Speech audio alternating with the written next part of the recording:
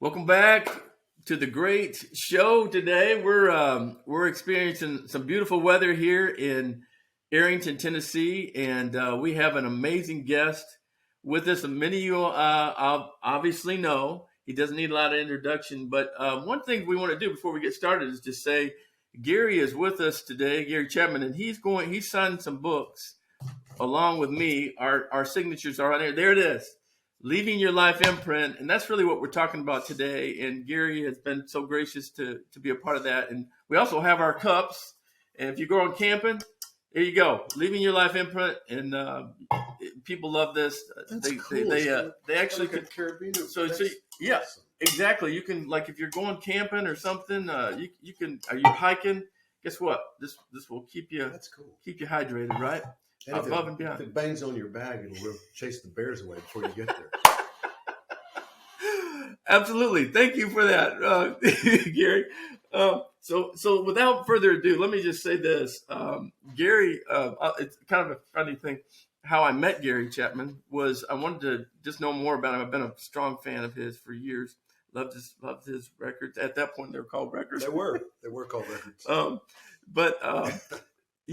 I wanted to meet him, and just, he was gracious enough to meet me. And so we bought this house that I'm in. It's a beautiful house here in Arrington, but it wasn't built yet. And I was trying to tell him all the things we were going to do. And so I took him out by the pond that we have behind our home. And it was raining, unfortunately, that day. And so we went down and went to the back of the property. And he goes, "Oh, that's going to be a great place." I said, "Yeah, I can't wait to get all started." Coming back the way up from the pond, though, it's up a hill. And unfortunately, I didn't hit the gas quite hard enough to get all the way up the hill. So here I am with trying to impress my wonderful new friend, Gary Chapman, and I'm stuck in the mud. And he was gracious. He goes, "Well, you want me to help you?" I don't know. I kept thinking, if he helps and we go in the pond, that's gonna make it worse.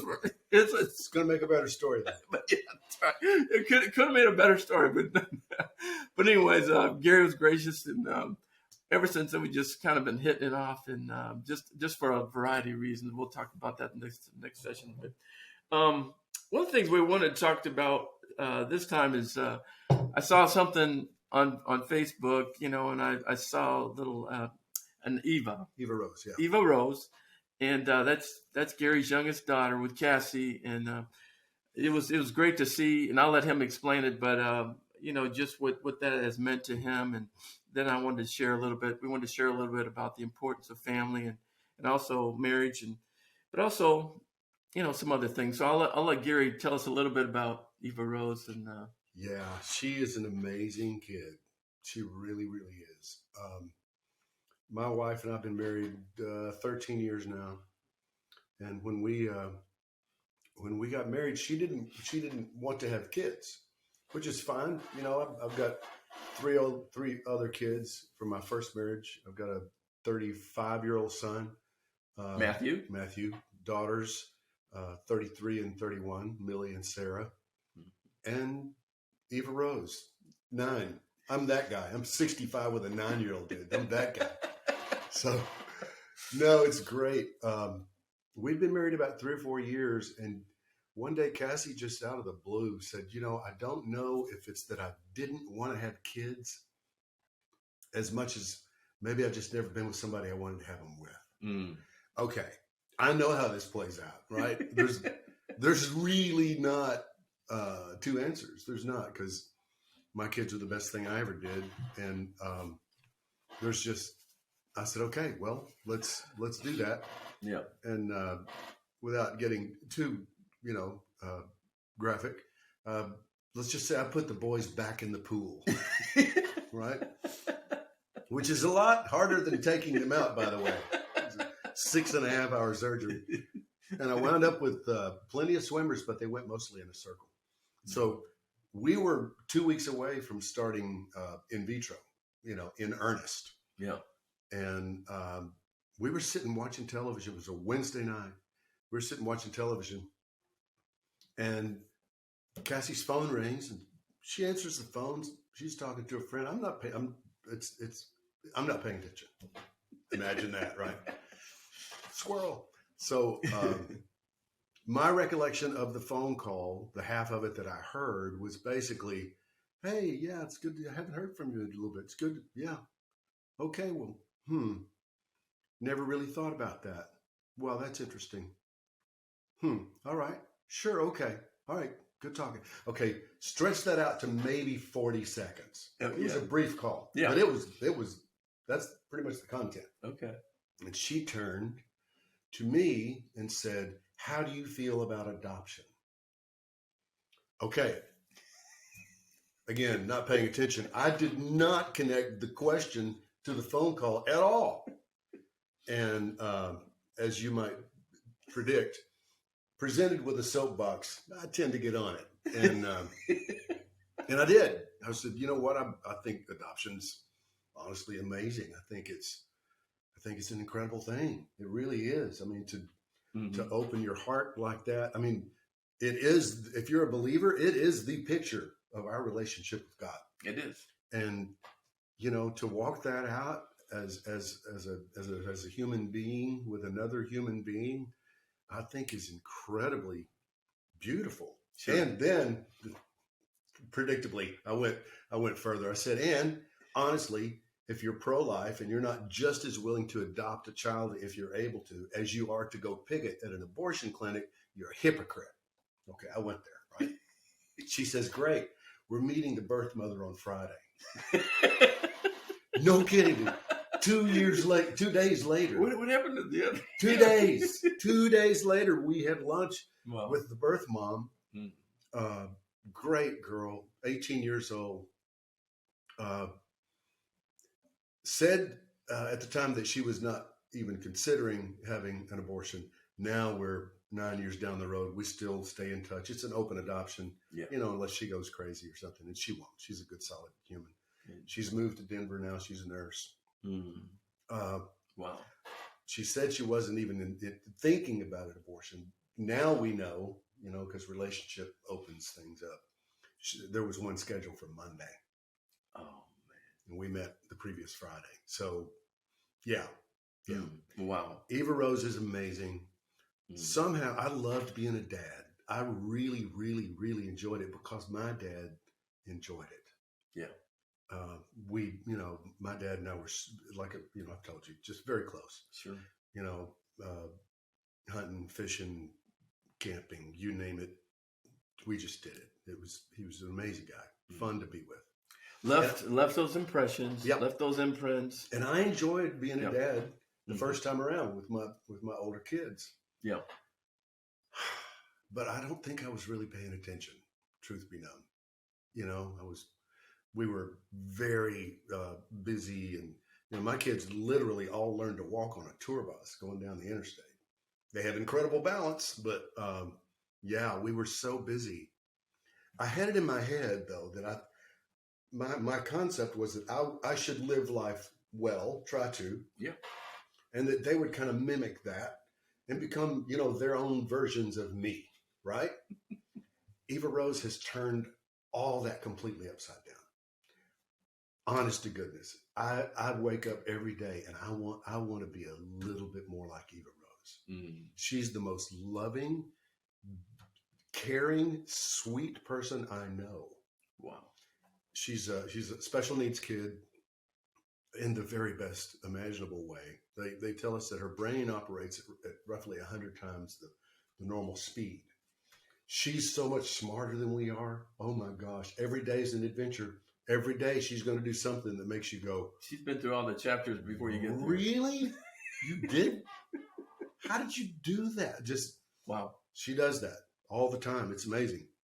My long range retirement plan is for her to get old enough to go to Vegas, and we're going to count cards till they kick us out of town.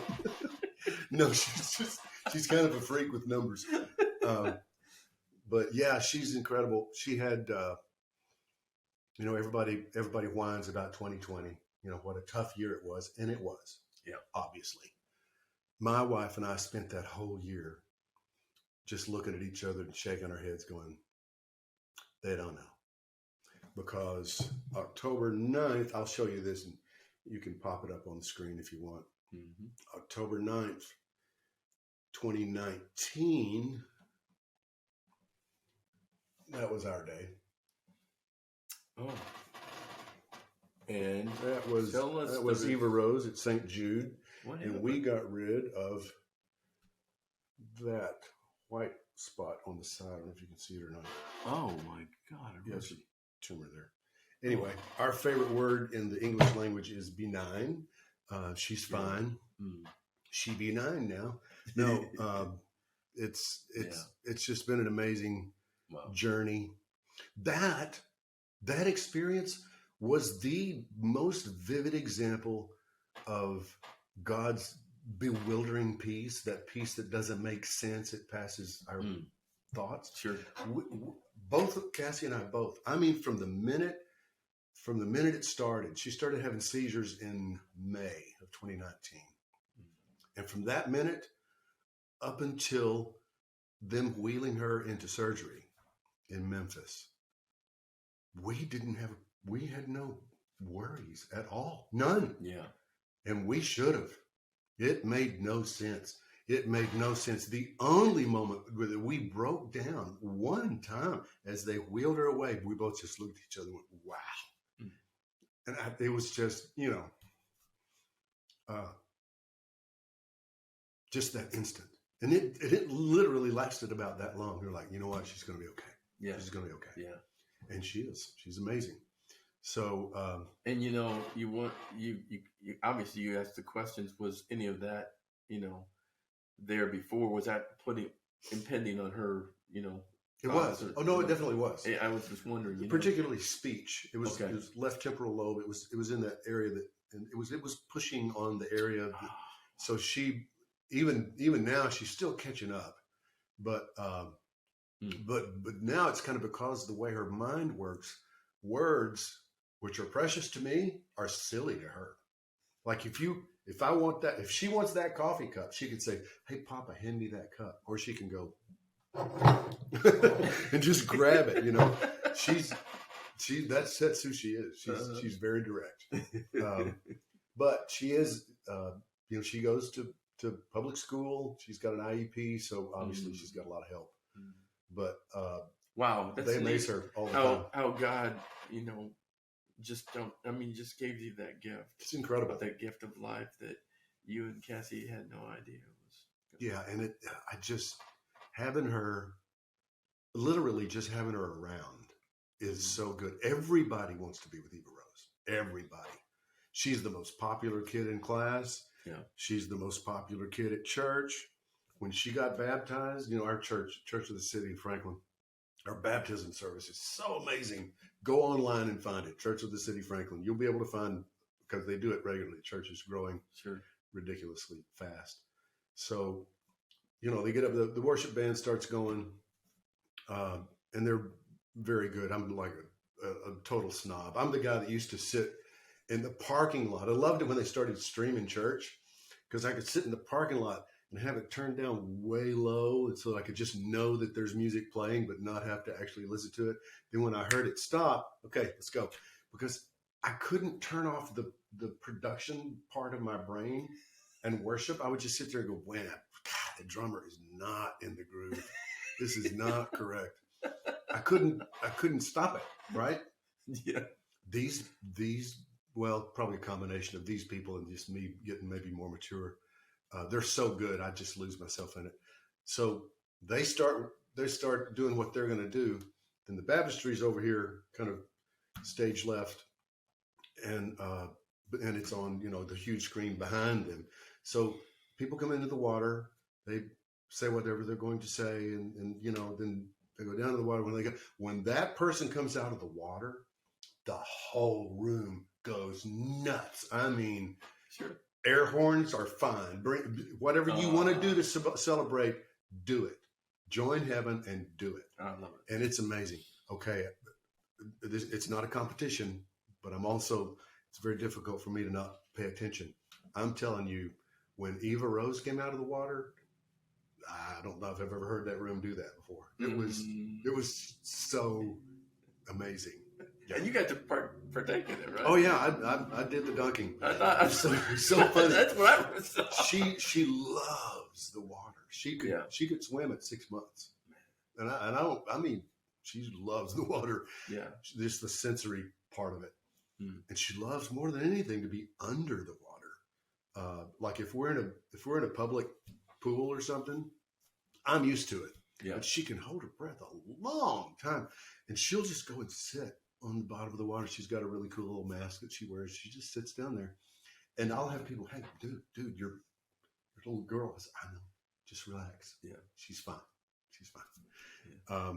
So we had practiced the baptism part. I said, I just wanted to understand what was happening and why. She gets it.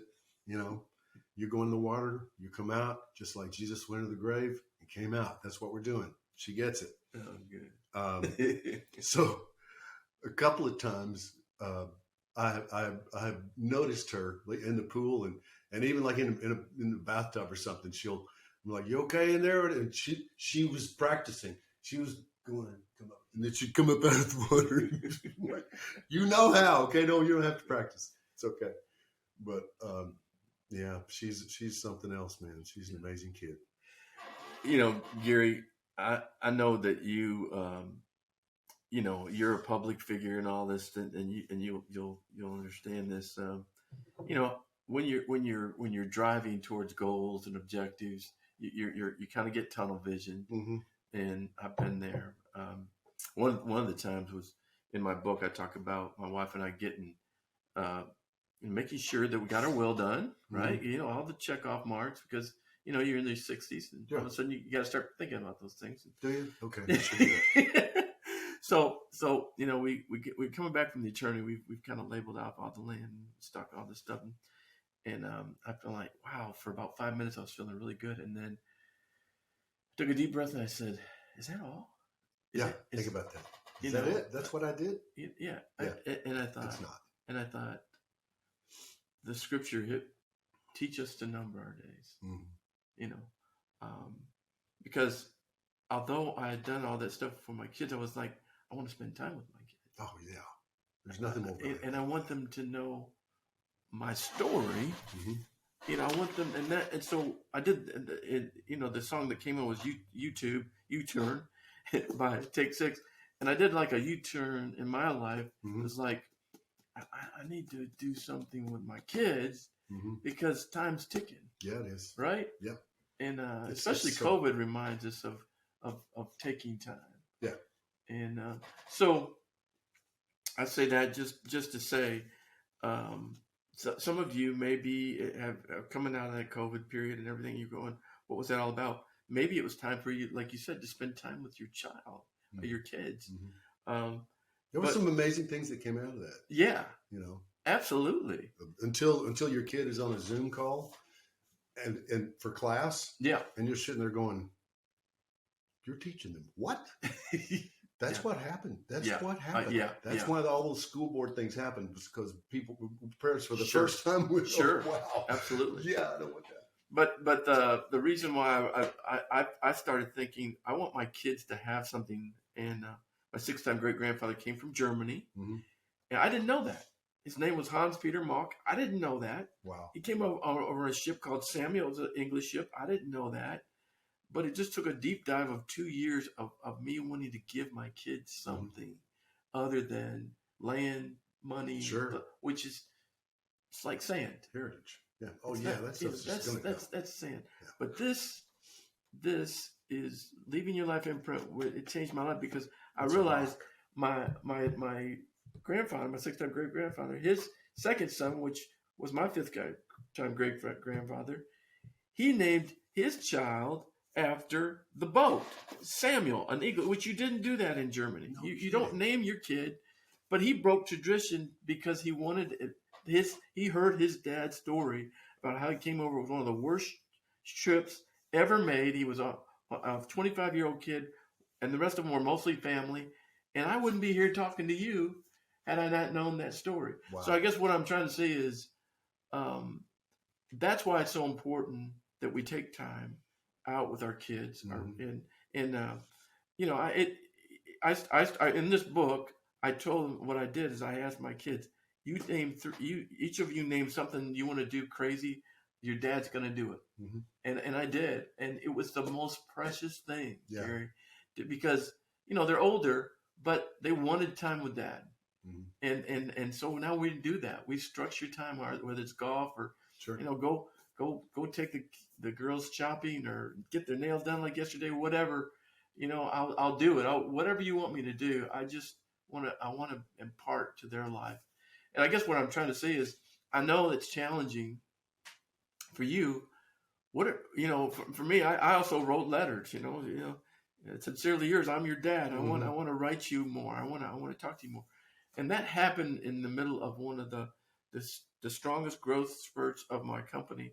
But I now look back and I go, thank God I listened to the Lord, because I almost died during COVID.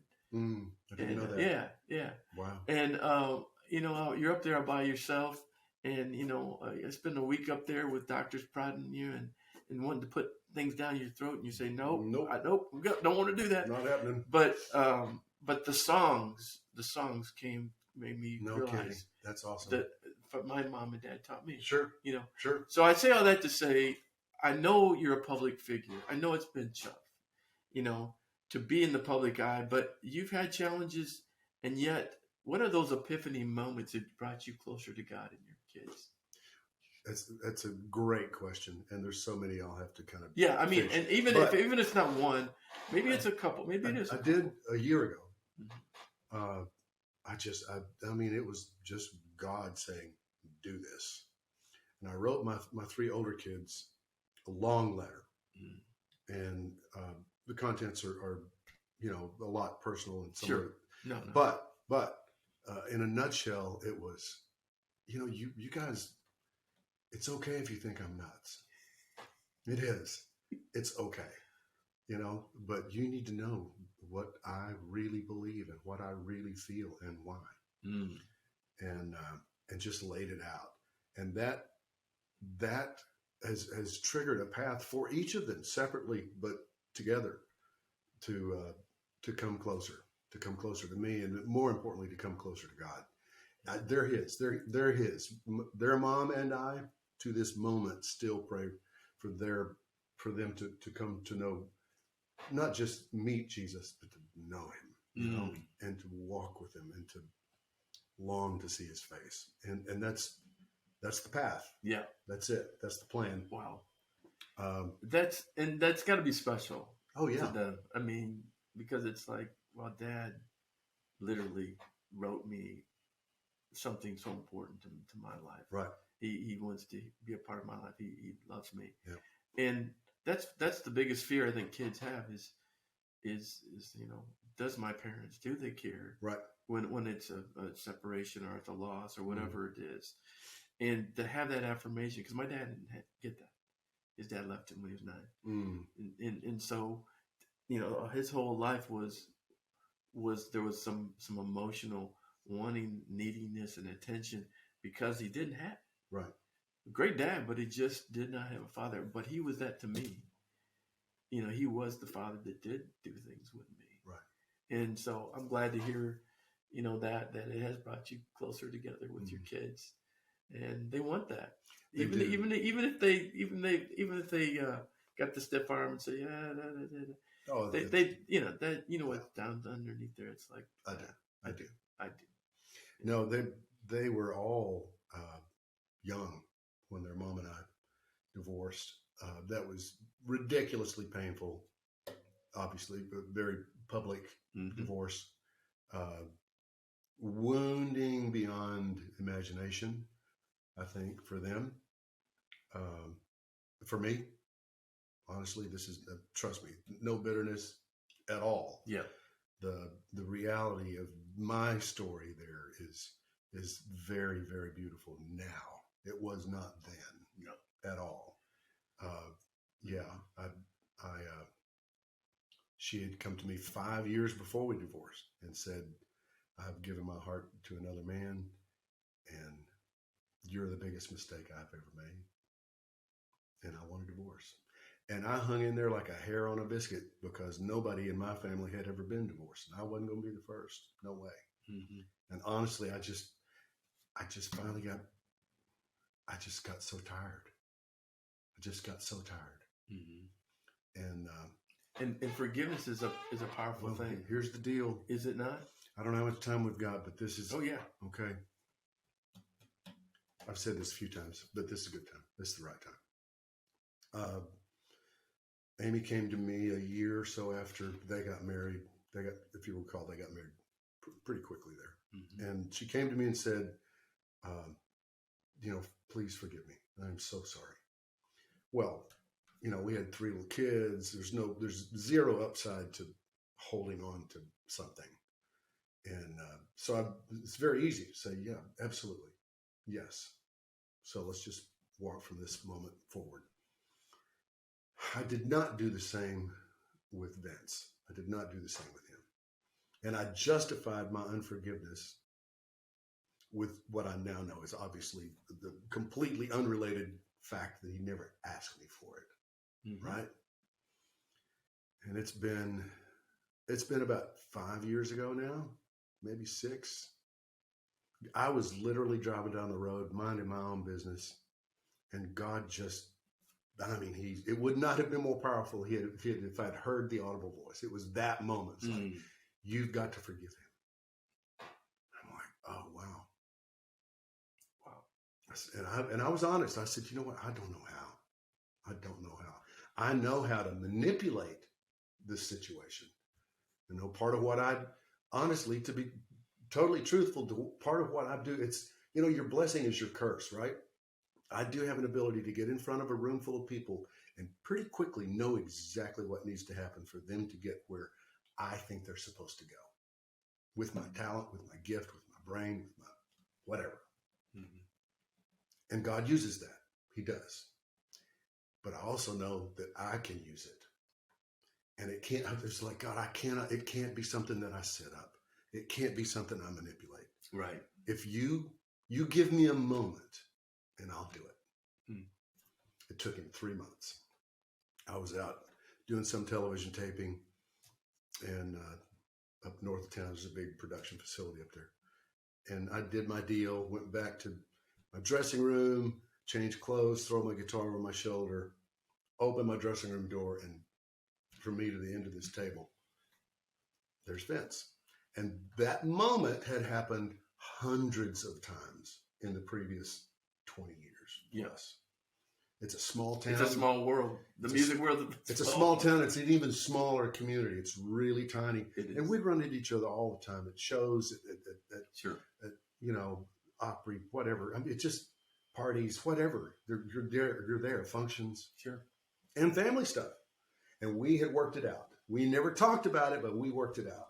When we would both walk into a room and each realize the other one was there, we would 180 and walk. That was the plan. Yeah. And it worked very well. It was very effective. And we did it that morning. And he turned, he walked, I turned, I walked. I got about 20 steps away. Man, Kenny, it would not have been more vivid if God had not taken his fabulous finger and just went, You asked me for a moment. What do you think that was? Right? I was like, whoa, okay, you're right. I turned around, I walked back. He was in the dressing room next door to mine. He was taping another show. I didn't even know it. I stepped into the open doorway, and he's in there with his manager. And as I stepped into the doorway, they started laughing. It was Satan's last-ditch attempt to stop what God wanted to have happen. Because in my mind, he's had just enough time to go back and say, here's what happened. And they're in my mind, they're laughing at me, right? And where they were or not didn't matter. But I was like, nope, I'm too far in now. I said, man, if you'll just give me a couple of minutes, I really need to talk to you. And he said, sure. We walked around the corner, just me and him, one of those, inordinately wide production hallways.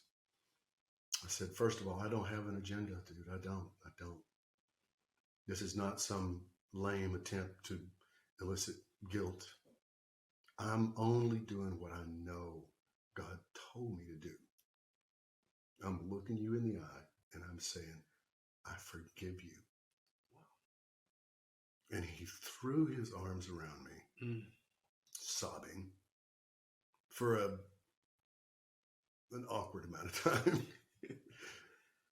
That's all right. It was perfect. And he pulled back and he said, there's nobody on this earth that could say anything to me that matters more than what you just said. Wow. And brother, we're good. We're beyond good. We were friends before. Yeah. You know? Yeah. I lost a wife and a friend. But it's so perfect. Oh yeah. Now when we have those moments, we don't go the other way. We go this way. Yeah. We run together and hug each other, and you can feel the whole run going, whoa, what's happening? What is happening here? This should not happen. This is not the way people act. Wow. It's just beautiful. Yeah. My two oldest daughters got married 3 months apart. I don't recommend that, by the way. Millie, the first one, as we were walking in Emmanuel Baptist Church, Belmead Boulevard, that church. Yeah. The wedding party's already in. It's me and her standing at the door. It's that moment they're about to open the door, and the father and the bride are going to walk down the aisle. And I turned to her. I said, "Listen, I don't know what I'm going to do, but when the preacher says, 'Who gives this woman to this man?' I can't just say her mother and I." She said, "Hey, you do what you want to do. This is your moment." I said, "Well, okay." We'll go down there. Over my shoulder there's Vince, Amy, and my wife sitting right next to her, right? So the preacher says, "Who gives this woman to this man?" And I looked over and I said, "We all do." Oh. And it was awesome. The place just everybody kind of went, "Okay, all right." Wow. So then fast forward 3 months, my now middle daughter, Sarah Cannon, she's named after Minnie Pearl. Yeah. Dear friend. And Sarah called me a couple of weeks before her wedding and said, "Okay, Dad, if this is weird, just say it. It's cool. But I've been thinking about it. How would you feel about you and Vince both walking me down the aisle?" And again, total honesty, for just a millisecond, I was like, "Dang it." And then the next instant was, "Yeah, you know what? That's perfect. Yeah. That's absolutely perfect." Yeah. So we did. One of us got on either side of her and we walked her down the aisle, and it was amazing. Because he's been a great dad to my kids. Yeah. He's been a good father to my kids. And you know what? People that public or private that observed this whole event in your life, they're rejoicing because and God's rejoicing. Millions of people were disillusioned and really hurt by that whole thing. So I don't want to exploit the story. I don't want to make a buck on it. I don't want to sell a book with. I just want people to know the forgiveness matters. There's nothing more powerful than the power of forgiveness. Nothing. It's what makes you in line with God, and it's what will make you in line with the people in your life. And I will promise you, every single person here has got that person in their life. Everybody. That'll preach, brother. Everybody. It's not like you're a bad person and you're necessarily bitter boy. But if you let yourself be honest, there's somebody you need to say, you know what? Yeah. I forgive you. And not to do it to make them go, well, what did I do? It's not that. It's not about that. It's about getting your heart clear. And it'll do what it's going to do to them. That's between them and God. Just make it about getting your heart clear. And it's the best gift you'll ever give yourself. How about a man after God's own heart? Oh, I like that song. Do you know that song? I know parts of it. I'll have to retune it. Yeah, I think that's a great way to end this segment. I won't get through it without tears because I love this song so much. And men, we need to hear this song.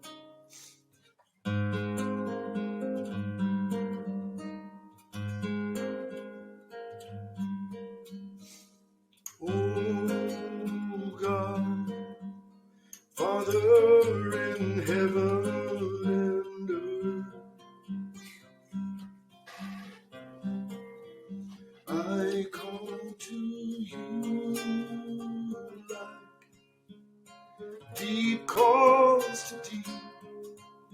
over water.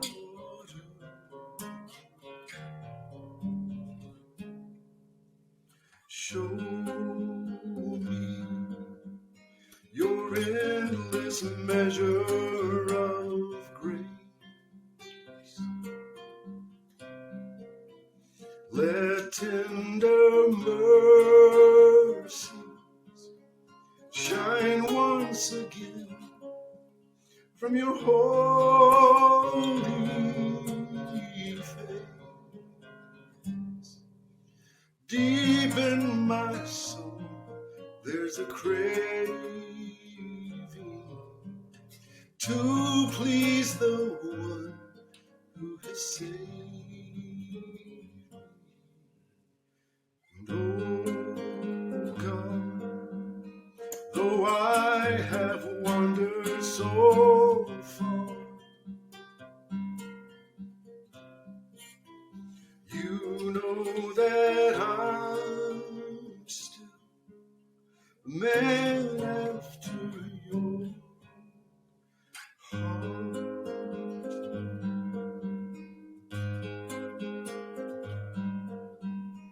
I am driven by rivers of pride. You are my rescue, the maker and keeper of my life.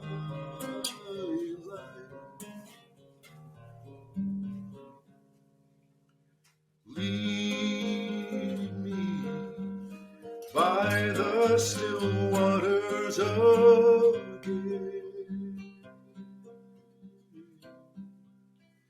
Use me in spite of the prodigal child that you know I am.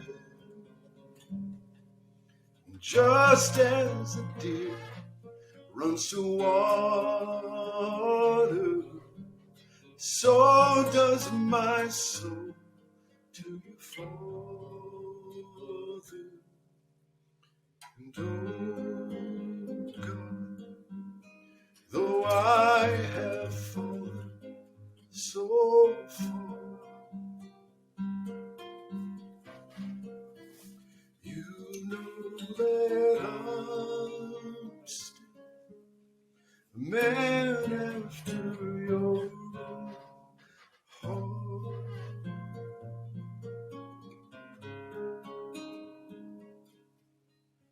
I'm still a man after your heart.